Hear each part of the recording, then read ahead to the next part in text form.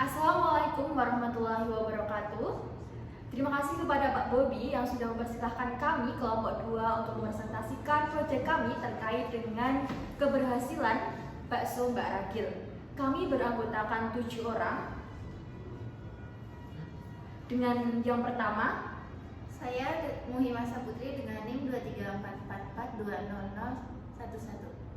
selanjutnya Saya Siti Haja dengan NIM 234442038. Perkenalkan nama saya Tiska Alvina dengan NIM 234442021. perkenalkan nama saya Amelia Cahya Ramadhani dengan NIM 234442020. Perkenalkan nama saya Rifat Tatianita dengan NIM 234442025. Perkenalkan nama saya Arena Zaniatul Afifah dengan NIM 234442028. Perkenalkan nama saya Laila Auran Tania dengan NIM 234442029. Oke, untuk yang pertama akan dijelaskan oleh Tiska. Pada tahun 1997, pemilik usaha mendirikan usaha bakso. Berawal dari usaha yang didirikan sebelumnya mengalami kerugian terus-menerus dan mengalami kegagalan, lalu mencoba mendirikan usaha bakso. Pemilik usaha mulai belajar cara membuat bakso dan membuka satu kios bakso. Dengan metode pemasaran dan manajemen keuangan yang baik, usaha bakso ini berkembang dan berhasil membuka 10 cabang di kota Jogja. Usaha bakso ini berawal dari pemilik usaha sendiri yang memproduksi dan menjual langsung, kini memiliki 22 karyawan. Nah, rumusan masalah ini tuh berasal dari sejarah bakso Mbak Ragil yang berdiri sejak 1997. Nah, ini ada 5 rumusan masalah. Yang pertama ada bagaimana strategi bisnis yang diterapkan perusahaan dalam mencapai target pasar dan mengelola operasionalnya secara efektif. Yang kedua, apakah karyawan yang bekerja di seluruh cabang memahami mengenai visi dan misi usaha tersebut dan bagaimana cara menyampaikannya. Lalu, bagaimana cara menemukan visi misi dalam pelayanan pelanggan di seluruh cabang, apakah sudah relevan pada saat ini. Yang ketiga, apakah perusahaan tersebut pernah terjadi masalah pada pendapatan perusahaan? Jika ada, bagaimana perusahaan menyelesaikan masalah tersebut dan bagaimana solusi yang efektif guna membantu permasalahan tersebut. Yang keempat, bagaimana struktur organisasi bisnis dalam mengelola cabang-cabang dan siapakah yang bertanggung jawab atas operasional di setiap cabang. Dan yang kelima, apa tantangan terbesar dalam mengelola struktur organisasi tersebut dan bagaimana cara memastikan agar karyawan yang bekerja sesuai standar yang ditetapkan. Oke, untuk selanjutnya yaitu visi dan misi bakso Mbak Ragil. Visi dan misi bakso Mbak Ragil ini memiliki persamaan dengan visi dan misi warung-warung lainnya. Hanya pada bakso Mbak Ragil ini memprioritaskan pelanggan dan juga karyawannya. Visi bakso Mbak Ragil ini yaitu menjadi pilihan utama masyarakat untuk menikmati bakso berkualitas dengan rasa autentik yang menggugah selera. Selera yang dimaksud di sini selera pelanggan. Untuk misinya yaitu yang pertama menyajikan bakso dengan bahan-bahan segar, halal dan berkualitas tinggi, menawarkan cita rasa khas yang autentik dan selalu konsisten. Yang ketiga memberikan pelayanan yang ramah, cepat dan memuaskan kepada pelanggan. Dan yang terakhir yaitu mendukung perekonomian lokal dengan melibatkan mitra dan sumber daya dari komunitas sekitar. Jadi untuk pembuatan bakso Mbak Ragil ini di Dongelan, jadi di pusatnya bukan di cabangnya seperti itu. Untuk selanjutnya itu ada struktur organisasi dari pengusaha bakso Mbak Ragil.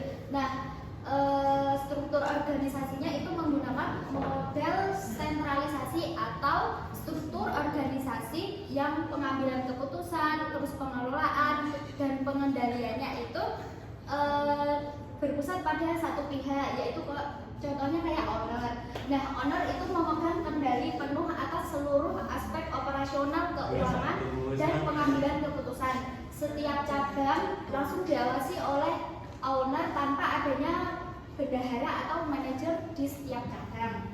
Nah, semua karyawan di masing-masing cabang bertanggung jawab langsung kepada owner menciptakan jalur komunikasi yang sederhana. Selanjutnya pada pembahasan inti dari presentasinya itu kita mengambil pusat pertanggungjawaban pendapatan atau revenue center, di mana revenue center ini merupakan pusat pertanggungjawaban atau suatu unit organisasi yang prestasi manajernya dinilai atas dasar pendapatan dalam pusat pertanggungjawaban yang dipimpinnya, di mana Pendapatan tersebut dapat diketahui dengan membandingkan antara target pendapatan dan pendapatan yang didapatnya. Pada pusat pendapatan, outputnya diukur dalam satuan moneter. Selanjutnya, siapa target utama dari usaha bakso Baragil ini? Nah, untuk usaha bakso ini relatif menjadi makanan favorit banyak orang, baik anak-anak, dewasa maupun orang tua. Owner berpendapat dengan target menjangkau semua kalangan menjadi salah satu faktor agar usahanya mudah dikenal orang dan ramai. Menu yang relatif beragam juga menjadikan usaha ini terus berkembang. Ditambah lokasi yang cukup strategis di setiap cabang membuat perusahaan menjadi dikenal banyak orang. Selanjutnya, dari mana sih sumber pendapatan usaha bakso Baragil ini? Apakah ada sumber pendapatan yang lainnya?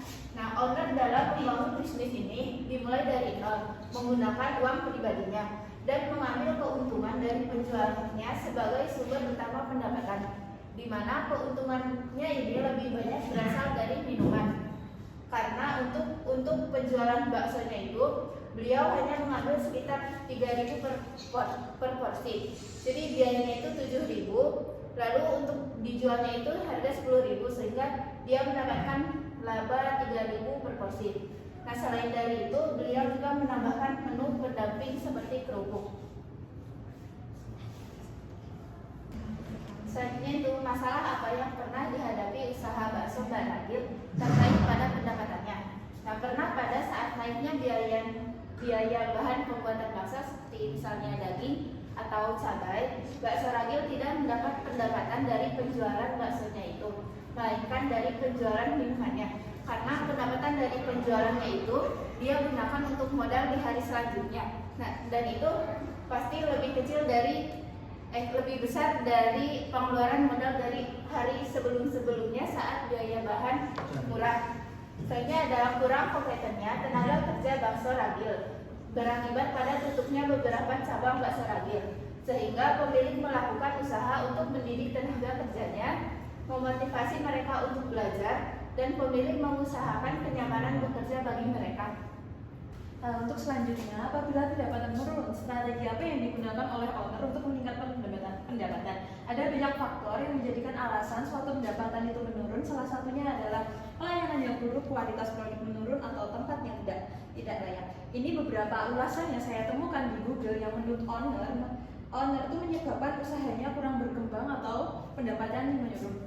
Salah satunya adalah kualitas produknya yang menurun, SDM yang sekitar penjualannya juga tidak mendukung, serta pelayanannya yang kurang cepat. Untuk selanjutnya, apa sih strategi owner untuk memperbaiki pendapatannya? Dari segi ulasan di Google itu setiap hari itu owner itu melakukan evaluasi terhadap para pekerjanya di kantor pusat, baik yang bekerja di dapur maupun yang melayani pelanggan, untuk memastikan bahwa semua beroperasi dengan baik serta memberikan pelatihan kepada karyawan. Terus strategi apa yang digunakan? Melakukan promosi berupa diskon yang berlaku di semua outlet secara bergantian. Diskon ini digunakan untuk meningkatkan penjualan karena pelanggan itu cenderung membeli dalam jumlah yang lebih banyak atau membeli produk yang mungkin tidak mereka pilih pada harga normal. Contohnya seperti ini, bakso jumbo itu hanya 7.000, serta yang biasa itu hanya 6.500, dan untuk daftar menunya bervariatif baik dari segi makanan ataupun minumannya.